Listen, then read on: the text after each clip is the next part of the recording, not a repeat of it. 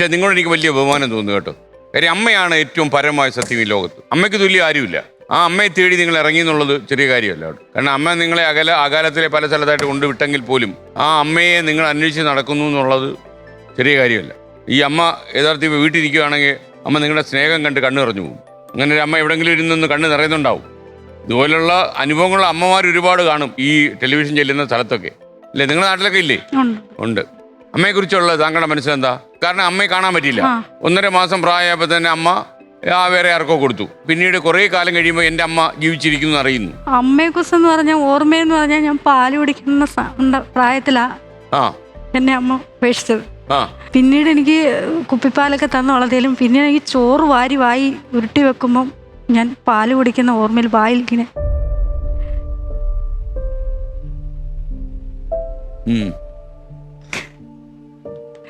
ആ ചോറ് വായിൽ ഇങ്ങനെ വെച്ചുകൊണ്ടിരിക്കും പാല് കുടിക്കുന്ന ഓർമ്മയിൽ.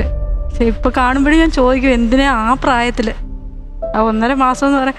അന്ന് പിന്നീട് അമ്മയുടെ ചേട്ടത്തിയൊക്കെ, പഞ്ചമി അമ്മയുടെ ചേട്ടത്തിയൊക്കെ പറഞ്ഞ് ഞാൻ കേട്ടിട്ടുണ്ട്, പൂക്കളൊക്കെ ഒരു ഇതായി നല്ലപോലെ നോക്കാതെ തുണി പൊതിഞ്ഞ് അവര് ഈ കൊടുത്തവർ നോക്കാത്താന്നോ ഈ അമ്മ നോക്കാതെയാണോ ഒരു ഇതായി അങ്ങനെയൊക്കെ പൗഡറൊക്കെ ഇട്ട് പിന്നെ ശരിയാക്കിയതല്ലേ. അമ്മയെ കുറിച്ചുള്ള ഓർമ്മയെന്ന് പറയുമ്പോൾ എന്റെ മനസ്സിൽ നിറഞ്ഞു നിൽക്കുന്നത് പഞ്ചമി അമ്മ തന്നെ. അതേ ഉള്ളൂ. താങ്കൾക്ക് അമ്മയെ കുറിച്ച് ആലോചിക്കുമ്പോൾ എന്താ മനസ്സിൽ വരുന്നത്? വഴിയില്ലാത്തോണ്ടായിരിക്കും അമ്മയ്ക്ക് വേറെ വഴിയില്ലാണ്ടായിരിക്കും ഉപേക്ഷിച്ചു പോയത്. അമ്മ ആലോചിക്കുന്നുണ്ടാവും എന്റെ 2 മക്കള് അല്ലേ? ഒരാളെ അച്ഛൻ ഉപേക്ഷിച്ചു, ഒരാളെ അമ്മ ഉപേക്ഷിച്ചു അല്ലേ? അത് താങ്കളെ അച്ഛനല്ലേ ഉപേക്ഷിച്ചു, ഇദ്ദേഹത്തിനെ അമ്മയെ ഉപേക്ഷിച്ചു. 2 ഉപേക്ഷയാണ് അല്ലേ? അച്ഛൻ മരിച്ചിട്ട് എത്ര കാലമായി? അച്ഛൻ മരിച്ചിട്ട് 2009 അറിഞ്ഞായിരുന്നോ? ഇല്ല, എന്റെ അടുത്തേക്ക് കൊണ്ടുവന്നായിരുന്നു. ഫസ്റ്റ് ഞങ്ങളുടെ കല്യാണത്തിന് കൈ പിടിച്ച് തരാനെ കൊണ്ട് അച്ഛനെ ഇവിടുത്തെ അച്ഛൻ പോയി വിളിച്ചോണ്ട് വരുവായത്. ഇവിടുത്തെ അച്ഛനും അമ്മയും കൂടി എന്നെയും കൂട്ടി അവിടെ അച്ഛൻ താമസിക്കുന്ന സ്ഥലത്ത് പോയായിരുന്നു. അതെവിടെയായിരുന്നു? കൊടുമുടി. അവിടെ പോയി അവിടുന്ന് ഇവിടെ കല്യാണത്തിന് കൊണ്ടുവന്ന്. അങ്ങനെയൊക്കെ സംഭവിച്ചു. ഇവിടുത്തെ അച്ഛനാണ് മെയിനായിട്ടും ഹസ്ബൻഡോട് കല്യാണത്തിന് നീ പോയി വിളിച്ചോണ്ട് വാടാന്ന് പറഞ്ഞു. എന്നെങ്കിൽ വിളിച്ചോണ്ട് പോരെന്ന് അച്ഛൻ തന്നെയാണ് പറഞ്ഞത്. അപ്പൊ മഞ്ജുവിന്റെ മനസ്സിൽ എന്തായിരുന്നു അന്ന്? കാര്യം അച്ഛനോടൊരു പകയുണ്ടായിരുന്നു, വിദ്വേഷം. കാര്യം ഈ അച്ഛനാണല്ലോ എന്നെ ഇങ്ങനെ വഴിയിൽ ഉപേക്ഷിച്ചിട്ട് കടന്നു കളഞ്ഞത്. ഇല്ല, അങ്ങനെ എനിക്ക് അങ്ങനെ ഒന്നും അന്നേരം ഒന്നും തോന്നിയില്ല. പക്ഷെ അച്ഛനെ കുറിച്ച് ഓർക്കുമ്പോൾ ഒരു ബഹുമാനമായിരുന്നു. അപ്പോ ബഹുമാനമുണ്ട്, ചിലപ്പോ ഓർക്കുമ്പോൾ സങ്കടമുണ്ട്. അപ്പൊ 40,000 രൂപയുടെ ചോദ്യത്തിലേക്ക് നമ്മൾ കിടക്കുന്നു. 40,000 ഒരുപാട് കാശ കയ്യിലുണ്ടോ? ഇപ്പോ ബാങ്കിലിട്ടിരിക്കുകയാണോ? ഇല്ല. പിന്നെ എവിടെ കൊടുത്തു? അമ്മ എനിക്ക് അവിടുത്തെ ഷെയറൊക്കെ വിറ്റ് തന്നായിരുന്നു. അതിലൊരു 8-9 ലക്ഷം രൂപയോളം ഉണ്ടായിരുന്നു. അങ്ങനെ അത് അമ്മയുടെ ചികിത്സക്ക് ഇച്ചിരി കുറച്ചൊക്കെ കുറച്ച്, പിന്നെ മോളെ പഠിപ്പിക്കാൻ കുറച്ചെടുത്ത്, പിന്നെ ഞങ്ങളുടെ വീടൊന്ന് ശരിയാക്കി, പിന്നെ കുറച്ച് വസ്തു വാങ്ങിച്ച് ഒന്നും ഇതായിട്ട് കളഞ്ഞിട്ടില്ല, എല്ലാം സൂക്ഷിച്ചു. ഇപ്പൊ 4.5 വയസ്സുകാരിയാണ്. അമ്മയെ കുറിച്ച് ഒരു അരണ്ട ഓർമ്മ കാണും നമ്മൾ. പ്രത്യേകിച്ച് അമ്മയോടല്ലേ നമ്മളെപ്പോഴും ചെറിയ കുട്ടിയായിരിക്കുമ്പം അടുക്കുക. ഈ 1.5 മാസക്കാരിയോട് പറഞ്ഞിട്ട് കാര്യമില്ല. അപ്പൊ താങ്കൾക്ക് അമ്മയെ കുറിച്ചുള്ള ഒരു ഓർമ്മ എന്താ? അമ്മ ഇപ്പം വളരെ ആരോഗ്യവതിയായിരിക്കും, ജീവിച്ചിരിപ്പുണ്ടെങ്കിൽ ആരോഗ്യവതി ഉണ്ടാവും. ഇപ്പം ഈ അമ്മ ഇല്ലാത്തവളായതുകൊണ്ട് നിങ്ങളെ ഇങ്ങനെ എടുത്തു വളർത്തിയ സ്ത്രീ കുട്ടി, അനാഥ, ആരും ഇല്ലാത്തവൾ എന്നൊക്കെ പറഞ്ഞ ആൾക്കാര് അങ്ങനെയൊക്കെ പറഞ്ഞ് ഇതാക്കിയിട്ടുണ്ട്, ഒരുപാട് അവഗണിച്ചിട്ടുണ്ട്. മായയ്ക്ക് അങ്ങനെ പ്രശ്നം ഉണ്ടായിട്ടുണ്ടോ? അമ്മ മരിച്ചതിന് ശേഷം എനിക്ക് അങ്ങനെ, അമ്മ മരിക്കുന്നതിന് വരെ എനിക്കൊരു മുക്കിപ്പനി വന്നാലും അമ്മ ഓടി വരും അവിടുന്ന്. എന്തെങ്കിലും ഒരു വിഷമം വീട്ടിൽ പറഞ്ഞാൽ അമ്മ ഓടി വരും. പക്ഷെ മരിച്ചു കഴിഞ്ഞപ്പോൾ ഈ ചേട്ടന്മാരും ചേട്ടത്തിമാരും ഒക്കെ ഉണ്ട്.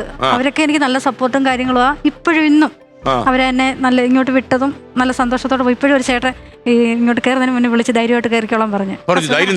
ഹസ്ബൻഡിന്റെ ചേട്ടൻ ഈ 1 കോടിയിൽ പങ്കെടുക്കാൻ പോകുന്ന ചേട്ടന്മാരോട് പറഞ്ഞിട്ടാണ് 2 പേരുടെ. അപ്പോൾ അവരൊക്കെ നല്ല സപ്പോർട്ടൊക്കെ. പക്ഷേ എങ്കിലും ഓണത്തിനും എന്തെങ്കിലും വിശേഷമൊക്കെ ഉള്ളപ്പോൾ അവരുടെ വീട്ടിൽ നിന്ന് അവരുടെ ചേട്ടത്തി അനിയത്തിമാരും അവരുടെ ആങ്ങളമാരും ഒക്കെ അവരുടെ റിലേറ്റീവ്സ് ഒക്കെ വരുമ്പം എനിക്കൊരു വിഷമം തോന്നിയിട്ടുണ്ട്.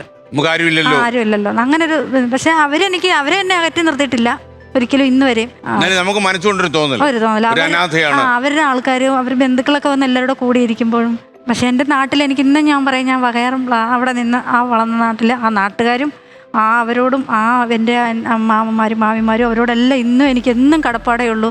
അവർക്ക് വേണ്ടി ഞാൻ പോയിട്ടിപ്പോൾ എനിക്ക് തോന്നുന്നു 1 വർഷത്തോളം അടുപ്പിച്ച് 9-10 മാസമായി തോന്നുന്നു പോയിട്ട്. അച്ഛന്റെ മദ്യപാനമാണോ ശരിക്കും നിങ്ങളെ ഇങ്ങനെ നിങ്ങളുടെ ജീവിതത്തിലെ ഈ അനാഥത്വം എന്താണെന്ന് അനുഭവിക്കാൻ കാരണമായത്? കാര്യം നിങ്ങളെ ജീവിതത്തിൽ നിന്ന് ചവിട്ടി പുറത്താക്കുമല്ലോ ആയിപ്പോലോ, തെരുവിലേക്ക് ഇറക്കി വിട്ട പോലെ അല്ലേ? ഈ അച്ഛന്റെ മദ്യപാനം തന്നെയാണോ? അല്ലെങ്കിൽ അമ്മയും അച്ഛനുമായിട്ട് വഴി വിരിയത്തില്ലായിരുന്നു അല്ലേ? ഇല്ല. അമ്മയോട് ഇതൊക്കെ ചോദിക്കേണ്ടി വരും അല്ലേ? ചോദിക്കേണ്ടി വരും. എന്തിനു തനിച്ചാക്കി, എന്തിനു പോയി? ഇതുവരെ അമ്മ ചിലപ്പോൾ അന്വേഷിക്കുന്നുണ്ടാവും. അമ്മയ്ക്ക് ഈ ഡിജിറ്റൽ പ്ലാറ്റ്ഫോം ഒന്നും കാണത്തില്ല, ഓൺലൈൻ പരിപാടിയൊന്നും കാണത്തില്ല. അപ്പോൾ അമ്മയ്ക്ക് നിങ്ങളിൽ എത്താൻ പറ്റുന്നില്ല. ചിലപ്പോൾ ഈ ഭൂമണ്ഡലത്തിൽ എവിടെയോ, നമ്മളിപ്പം കയ്യിൽ ഫോണൊന്നും ഇല്ലെങ്കിൽ ഒരു ആൾക്കൂട്ടത്തിൽ കൊണ്ട് തൃശ്ശൂർ പൂരം ഗ്രൗണ്ടിൽ നമ്മളെ കൊണ്ടങ്ങ് ഇറക്കിയാലേ എങ്ങനെ നമ്മളെ കണ്ടുപിടിക്കും എന്ന് പറയുന്നതായിരിക്കും അമ്മയുടെ അവസ്ഥ. ചിലപ്പോൾ അമ്മ യാത്ര തുടങ്ങിയിട്ടുണ്ടാവും. ഇപ്പം അമ്മ വീട്ടിൽ നിന്ന് കണ്ടുകൊണ്ടിരിക്കുമ്പോഴേ ഓ എൻ്റെ മക്കൾ എന്ന് പറഞ്ഞ് ആശ്ലേഷിക്കാനൊക്കെ തോന്നും അല്ലേ? വലിയൊരു സന്തോഷമുള്ള നിമിഷമായിരിക്കും. അച്ഛൻ്റെ അവസാന കാലം എങ്ങനെയായിരുന്നു? അറിയില്ല. അച്ഛനെ ഞാൻ കണ്ടിട്ടില്ല. അച്ഛനെ കണ്ടിട്ടില്ല. എന്റെ കൂടെ മരിക്കുമ്പോഴൊക്കെ എന്റെ കൂടെ ഉണ്ട്. അച്ഛന്റെ അവസാന കാലം ഞങ്ങളുടെ കൂടെ തന്നെയായിരുന്നു. സന്തോഷമായിരുന്നു. അച്ഛനെ നോക്കാൻ പറ്റിയോ? നോക്കാൻ പറ്റി. എന്നെക്കാട്ടും നല്ലോണം ചേട്ടൻ നോക്കി. പ്രതികാരം ചെയ്തോ എപ്പോഴെങ്കിലും? സാറേ അവര് അച്ഛന് ഇങ്ങനെയൊന്നും വന്ന് നിക്കണമെന്നും ഇഷ്ടമല്ലേ? അല്ല, നമ്മുടെ കൂടെ നിൽക്കൂല. പുള്ളിക്ക് കമ്പനി അടിച്ച് ഇപ്പൊ ശരിക്കും പറഞ്ഞാൽ ഇവരുടെ അമ്മ പോയത് തന്നെ ഞാൻ അന്വേഷിച്ചതിൽ നോക്കണമെങ്കിൽ അമ്മയുടെ ഗതികേട് കൊണ്ട് പോയേക്കണായിരിക്കും. എന്ന് വെച്ചാൽ ഉപദ്രവിച്ചിട്ടുണ്ട് എന്നൊക്കെ ആൾക്കാർ പറയുന്നുണ്ട്. വെള്ളമോടി കൂടുതലായിരുന്നു. അപ്പൊ അങ്ങനെയൊക്കെയുള്ള വിഷയം കൊണ്ട് തീരെ പറ്റാഞ്ഞിട്ട് ആങ്ങളമാരൊക്കെ കൂടി കൊണ്ടുപോയെന്നുള്ളതാണ് എനിക്ക് കിട്ടിയേക്കണ അറിവ്. അന്വേഷിച്ച് ഞങ്ങളുടെ അടുത്ത് പറഞ്ഞാൽ ലാസ്റ്റ് ടൈമിൽ അവര് പത്തനംതിട്ടയിൽ ഒരു വീട്ടിൽ കാര്യസ്ഥനായിട്ട് നിൽക്കണായിരുന്നു. ഈ കൃഷിയും കാര്യങ്ങളൊക്കെ നോക്കി. അവിടെ നിന്ന് അവര് ജീപ്പിന് വയ്യാണ്ട് തളർന്നു പോയിട്ടാണ് ഞങ്ങളുടെ അടുത്ത് കൊണ്ടുവന്നത്. ഒരു സൈഡ് തളർന്നിട്ടാണ് അവർ വയ്യാണ്ടായ അച്ഛനെന്നും പറഞ്ഞാണ് കൊണ്ടുവന്നത്. അങ്ങനെയാണ് ഞങ്ങൾ പുതിയാവ് നമ്മുടെ ആയുർവേദ ഹോസ്പിറ്റലിൽ കൊണ്ടുപോയി തിരുമ്മലും പരിപാടിയൊക്കെ നടത്തിയിട്ട് അത് ക്ലിയർ ആയില്ല അത്ര. അത് കഴിഞ്ഞ് ഞാനും അച്ഛനും കൂടി കിഴിയില്ലേ സാറേ, മറ്റേ മുതിരക്കിഴി നമ്മ രാത്രി ഇരുന്ന് ചൂടാക്കി പിടിച്ച് നടത്തിച്ച് ഞങ്ങൾ സ്നേഹമുള്ള ഇതാണ്. പക്ഷെ മദ്യപാനത്തിൽ വീണുപോയി, പ്രശ്നത്തിൽ പെട്ടുപോയിരുന്നു.